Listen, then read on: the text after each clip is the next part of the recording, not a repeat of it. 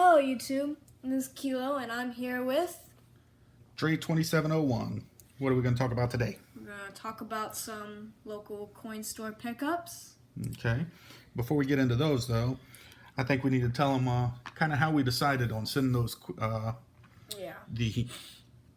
the dimes in for grading. A lot of thought went into that. A lot of thought. So before we actually received them from the mint, me and him actually sat down with pen and paper and a calculator and went through every possibility. I don't know where I tried to find the sheet of paper also.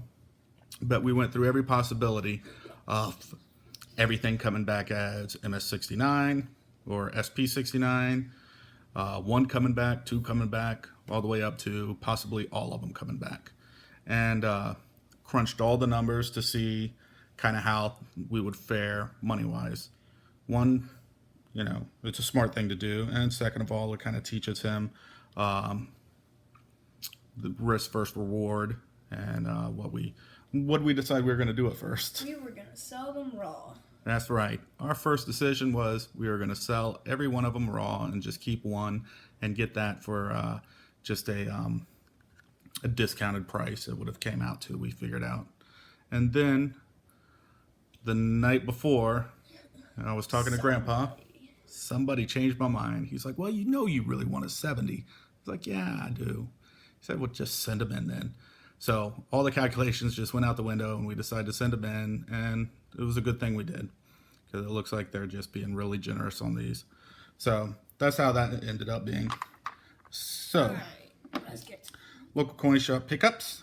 Last week I went by and lo and behold, in his case, had some nice Engelhard bars.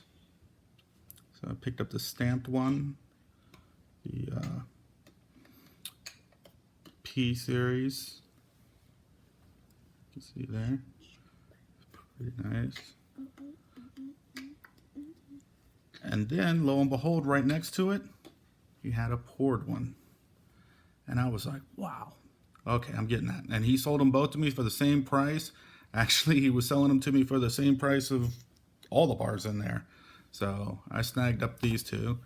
It's not the rarity one. There's some that have some spaces in between, like the nines and stuff.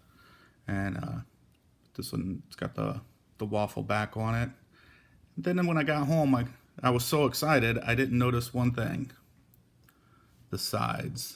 I don't know if you can see this, but the anniversary thing. Yeah, somebody etched into the damn bar. This one says, happy anniversary. And on the end, yes, they hit this side also. They hit all the sides. They hit all the sides. This one says, May 23rd, 1978. I'm going to go to the other end. Say 2009 or something. Yeah, it says 2004. 2004 on there. And then my favorite one, on this side, it says, love you forever. Guess that wasn't true, because this sucker got sold off. So, hey, either way. Jesus. Yeah, that didn't last long. Well, maybe it did, I don't know. But, so, two nice bars. And then yesterday, I went by again. Kilo wanted to present this one because it's his namesake. He went by the orphanage and got my brother. Yep. So he had a nice Kilo Johnson Matthey bar. Poured. And that thing was beautiful. And yeah, he actually had this and a Silvertown. And he's like, yeah, just, 75 cents over spot. And that was spot. 75 cents over spot. And that's when spot had dipped down just below $17. So I jumped all over this thing. That thing is beautiful. And I mean, that, if y'all haven't, I've got a Kilo coin, but there's just something about holding it. Some nice pour lines. Hopefully you can see those. This thing is just beautiful. So that's about it. That's our local pickups. You want to say bye? Bye.